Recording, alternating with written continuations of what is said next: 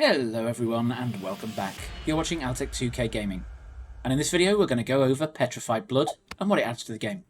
Petrified Blood was introduced to the game in 3.14 along with changes to what low life means. Low life used to be 35% of your life pool remaining, it's now 50. When you activate Petrified Blood, it places tendrils at the bottom of your life pool indicating where the half life point is. When I've seen this skill before, it's always been with reserved life, so I assumed that Petrified Blood reserves life. It does not. It just prevents life from regenerating above the halfway point, which means you can't possibly exceed the low life pool, unless you use a life flask, which will take you over that balance. Now, because Petrified Blood reserves mana instead of life, that means that all of this gap at the top of your life tree can be filled with life reservation without making any difference, because you were never going to have that life anyway. And obviously the auras that you put here will help boost your damage, or your survivability, depending on which ones you choose. But you may be saying, well, why do you want to give away half your life pool? That seems ridiculous. In the case of this skill, halving our life doesn't half the number of hit points. And that means that we can pull off low life without having massive amounts of energy shield, which previously was the only real way of going for a half-life build. So why go for a half-life build apart from the auras that we can stack on our life? The main reason is that it opens up a whole load of possibilities with regards to skill synergies and items, which we'll go over in a little bit. But first, let's see the skill in action. Now that we're in the thick of it, and I don't mean it with a sweary man called Malcolm, you'll notice that our life bar is doing something a little bit weird. We still have the normal colour of life, but there's a new colour been added that takes up some of our life pool, and that's a more turbulent and a darker red. So what is this? The Petrified Blood mechanic allows us to take some of our incoming damage over time rather than immediately. All the damage will be calculated at the time of hit, but will then take 40% over time. And as long as we can mitigate that 40%, we're only going to take 60% of the incoming damage, which means our life pool is effectively a lot bigger. Now, whilst we're on the subject of recovery and regeneration, because recovery from regeneration and leech all act upon our full life pool, but are only filling in half of it, you'll see that this is a lot more effective than if it's dealing with the whole pool. And also note, because we can never recover full life, we effectively have Slayer's Overleech. So our leech will just sit there until either it expires or until we take more damage, which also has implications for damage while leeching, because normally if you're leeching, the moment you get to full health your leeching stops, you lose that bonus. With this, you'll keep that bonus indefinitely until the leech wears off. Now let's do some maths to work out how much damage we can actually take from half our life pool. For the sake of simplicity, we're going to assume our life pool before we activate Petrified Blood is 2,000 life. When we activate Petrified Blood, we can only recover over 1,000 of it. Now let's say we take a damaging hit of 1,100 life. So we take 1,100 damage, 660 is dealt immediately, and then the other 440 will be taken over 4 seconds. But it's not quite that simple, because Petrified Blood, as it levels, gives us a reduction to the total damage we take over that 4 seconds. And at level 21, we'll only take 80% of that damage. So that 440 becomes 352. So it also gives its own internal source of survivability in the form of damage mitigation. Now, 88 damage of that has been completely mitigated in this case. So how much damage can we actually take from our 1,000 life pool that's left? We'd actually take a hit of slightly over 1,650 from a hit without actually dying. Now notice I've been saying with hit. This is very important because damage over time isn't a hit, and damage over time won't work with these mechanics, so we'll take full damage from damage over time. And the other thing I should note, that any transference away from life won't be affected by Petrified Blood. So if you use Mind Over Matter to transfer some of the damage to your mana, all of that will be taken instantly, none of it's delayed. Now say we use the life flask and we had no reservation, so we're up at 100% at 2,000 life.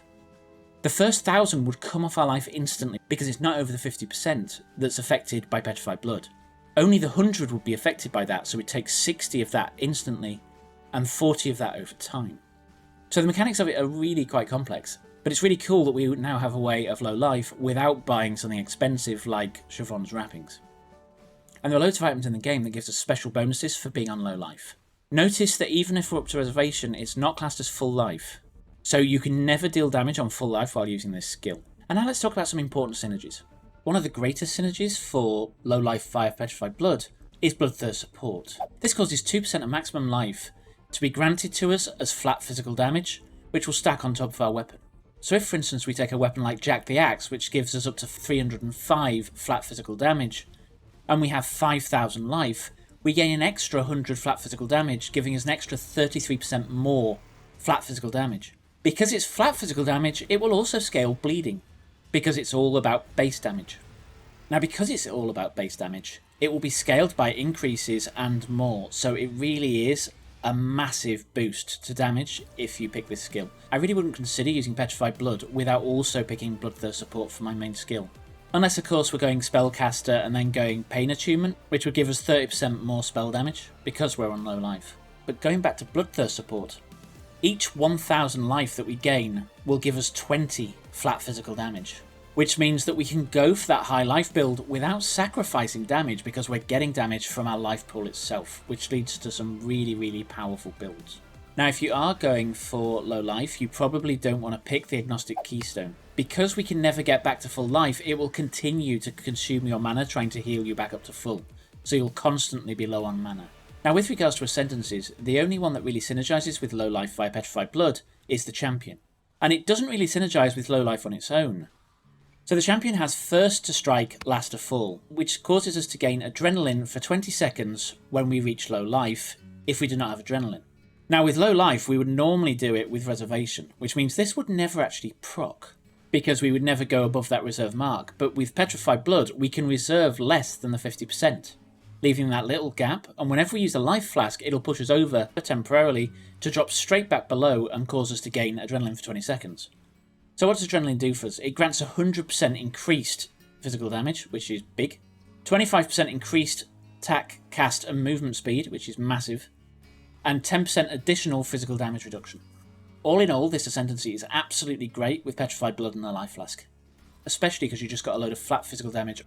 And of course, it works really well with Impale, which is also a champion Ascendancy, which also gives you flat physical damage, so you can really scale that flat physical damage up by combining those two nodes.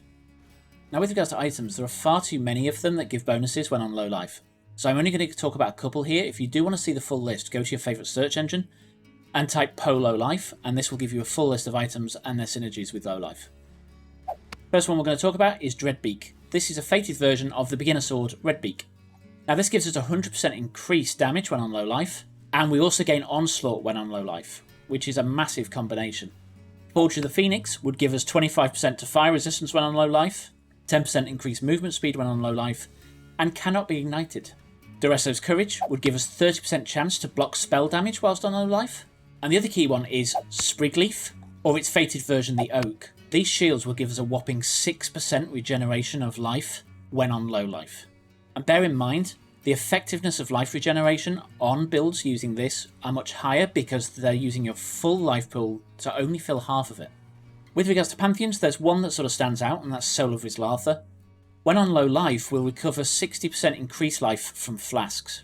But you might be thinking, what is the point? Because we don't really want to do that, because that puts us above low life. The reason for this is you don't have to actually reserve any mana when using Petrified Blood, so you could actually use it for mapping to get the extra physical damage, but switch your reservation off when you're fighting a boss so that you can have the full health pool and then use a flask to rapidly regenerate life. And note that this gives us an absolutely ginormous life pool, because if we just use a flask before we get hit, in our 2000 life example, we're back up to 2000 life. If we can take a lot more than that, because the first 1000 will come off our instant, and then the next 1000 will be split 60%, which is 600, and the extra 400 will be taken over time. So it gives us a lot more survivability. The other thing you can do to boost hit points is use a guard skill. Now do note, because a guard skill takes the damage off you before it hits your life pool, it's going to take the full amount of damage, but it's still that extra buffer to help keep you alive in fights. So I hope this guide has helped you, and I hope you now know a lot more about low life and Petrified Blood. If it has, then please help this channel grow by smashing that like button and leaving a comment below. If you're interested in any of my other guides, you can find related guides here or here. And with that, thanks for watching, and I'll catch you next time.